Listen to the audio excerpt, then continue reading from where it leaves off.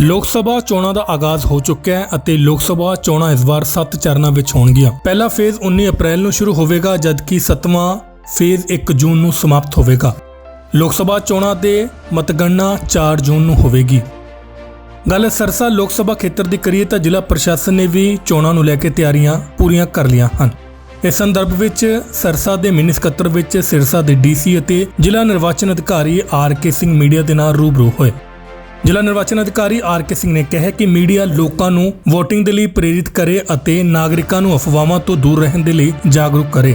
ਇਸ ਦੇ ਨਾਲ ਹੀ ਚੋਣਾਂ ਦੇ ਵਿੱਚ ਜੁੜੀ ਕਿਸੇ ਪ੍ਰਕਾਰ ਦੀ ਗਤੀਵਿਧੀ ਜਾਂ ਆਦਰਸ਼ ਆਚਾਰ ਸੰਹਿਤਾ ਯਾਨੀ ਕਿ ਚੋਣ ਜ਼ਾਬਤਾ ਦੀ ਉਲੰਘਣਾ ਹੁੰਦੀ ਹੈ ਤਾਂ ਉਸ ਬਾਰੇ ਵੀ ਮੀਡੀਆ ਪ੍ਰਸ਼ਾਸਨ ਨੂੰ ਜ਼ਰੂਰ ਦੱਸੇ।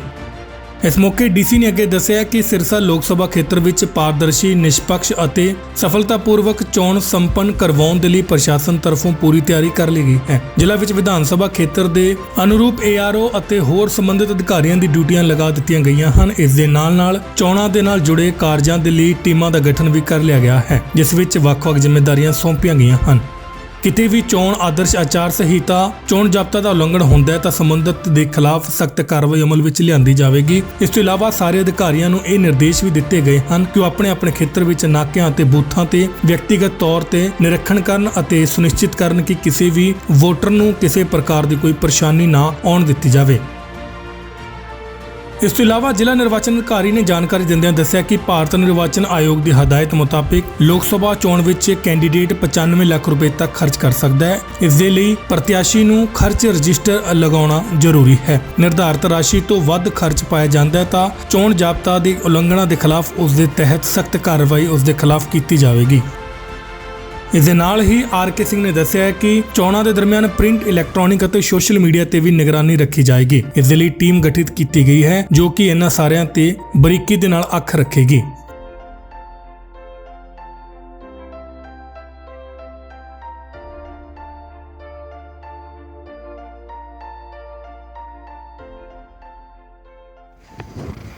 हमारे जो टोटल डिस्ट्रिक्ट सिरसा में कॉन्स्टिट्यूंसी आपको पता है कि एसी कौन यानी कि असेंबली कॉन्स्टिट्यूंसी 5 हैं, फतेहाबाद में 3 हैं, जींद में 1 है, नरवाना। टोटल होगी हमारी 9 और 03 SC parliamentary constituency Sirsa.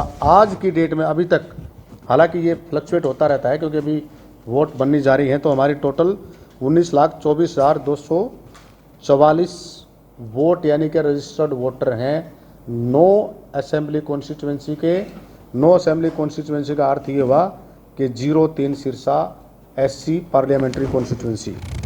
Narwana Jind के अंदर जो टोटल जो वोटर हैं वो 2,19,945, जिसमें से मेल 1,16,924 और फीमेल 1,03,019। इसमें एक अहम बात अब की बार ये है कि ट्रांसजेंडर यानी कि TG जिसको कहते हैं, जिसको थर्ड जेंडर कहते हैं, वो भी हमारे पास हैं। उसमें हमारे कुल वोटर वहाँ के 2 हैं और जो उसमें कुल पोलिंग स्टेशंस और पोलिंग बूथ, वो पोलिंग स्टेशन हैं 224 बूथ हैं और लोकेशन हैं 115। ये बता रहा हूँ मैं आपको नरवाना असेंबली कॉन्स्टिट्यूंसी की। इसी प्रकार से उसके बाद हमारा सोहाना, फतेहाबाद, रतिया जो कि फतेहाबाद की हैं, और उसके बाद आगे हमारी कालावाली, डबवाली, रानिया, सिरसा, एलनाबाद। टोटल वोट मैंने आपको बता दी हैं। 85 प्लस यानी कि अब पहले 80 वर्ष की थी जो बुजुर्ग आदमी थे, अब वो 85 प्लस हो गए हैं। उनके लिए हम सुविधा देंगे, उसके लिए हम सुविधा देंगे कि उनकी वोट घर पे ही डाली जा सके। उसके बाद हमारे साथ हमारे कुछ ऐसे डिसेबल्ड, स्पेशली डिसेबल्ड, जिनको हिंदी में कई बार हम अपाहिज भी कह देते हैं, उनको भी ये सुविधा देंगे कि वो अपने मत का प्रयोग घर पे ही कर ले। हमारा BLO जाके उसके मत का प्रयोग कराएगा। अगर उसने एक बार ये प्रेफरेंस दे दी कि वो मत का प्रयोग घर पे करेगा या करेगी, तो उसने वहीं पे करना पड़ेगा। उसके बाद वो बूथ पे आके अपने मत का प्रयोग नहीं कर पाएगा। इसके अलावा हम AMC एश्योर्ड मिनिमम फैसिलिटीज हर बूथ पे देंगे, जिसमें लाइट, पानी, बिजली, रैंप और एक व्हील चेयर भी अगर कोई बुजुर्ग आदमी आता है जिसको ऐसी दिक्कत आएगी वो देंगे। साथ में क्योंकि गर्मी हो जाएगी, छाया का प्रबंध वहाँ पे हर रूप में, हर प्रकार से रहेगा। उसके लिए हमने एमसीसी की कॉपी दे दी गई है। उसके लिए एक बहुत बड़ी प्रेजेंटेशन, जो अभी हमने आपकी बार, आज से पहले प्रेजेंटेशन नहीं देते, लेकिन अब की बार हमने प्रेजेंट करके बताया कि हमने क्या क्या करना है। कि आपने कोई भी पोस्टर और बैनर लगाना है तो सिर्फ वही लगाएंगे जहाँ पे हमने जगह सुनिश्चित की है। उनको खर्चा बता दिया, उनको रजिस्टर बता दिया, 3 प्रकार के रजिस्टर होने चाहिए, आपका बैंक अकाउंट अलग होना चाहिए, हर चीज़ मॉडल कोड ऑफ कंडक्ट की हमने उनको बता दिया, प्लस उनको कॉपी भी दे दी है। सोशल मीडिया एक अहम मुद्दा रहता है, उस पर कैसे निगरानी रखी जाएगी? सोशल मीडिया पर तो विशेष निगरानी ये रहेगी, जहाँ पे पेड, 2 पॉइंट मैं क्लियर कर दूँ यहाँ पे, जहाँ पे पेड कंटेंट होगा या कोई भी ऐसी चीज़, कास्ट, क्रीड, रिलीजन, जिससे सोशल एमोसिटी यानी कि ऐसी दिक्कत आएगी, दुर्भावना होगी, उस पर विशेष नज़र रहेगा। और नज़र ये रहेगा उसकी जो सोशल मीडिया सेल की, जो सोशल मीडिया सेल हमारा है, उसका हमारा DIO, उसका यानी कि कमेटी का चेयरमैन है, और उसके साथ एक प्रोफेसर है हमारे CDLU के। इसका अर्थ मैं एक छोटी सी बात और बता देता हूँ आपको, एक ऐड करना बहुत ज़रूरी है।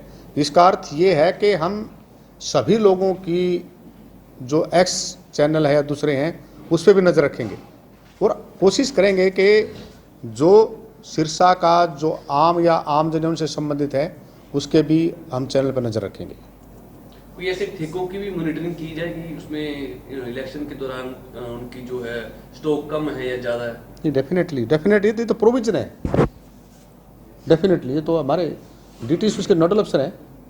DTC excise is the nodal officer. और ये नहीं कि सिर्फ हम जो इंटर स्टेट सिक्योरिटी, ड्रग्स और ये जो लीकर है, इन सभी को लगातार मॉनिटर करके अंदर, जिसमें कि 1 SP, हम DCSP यहाँ का हो गया, हनुमानगढ़ का हो गया, गंगानगर का हो गया, मानसा का हो गया, बठिंडा का हो गया, और एक डिस्ट्रिक्ट और है।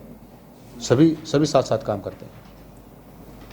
और हमारी वीडियो कॉन्फ्रेंस के थ्रू के साथ साथ अब हम पर्सनल मीटिंग भी करने जा रहे हैं। वो हमारे पास आएंगे और हम उनके साथ जाएंगे। जैसे उदाहरण के तौर पर मैं कल काफ़ी सारे वो देख के आऊँ नाके, संग्रिया साइड में जाके, अभी तो रहते हैं काफ़ी, मैं पूरा का पूरा जो अपना वो जितनी भी बाउंड्री लगती है वो बाउंड्री अगले 2-4 दिन के अंदर उसको हम कवर करेंगे हर हालत के अंदर।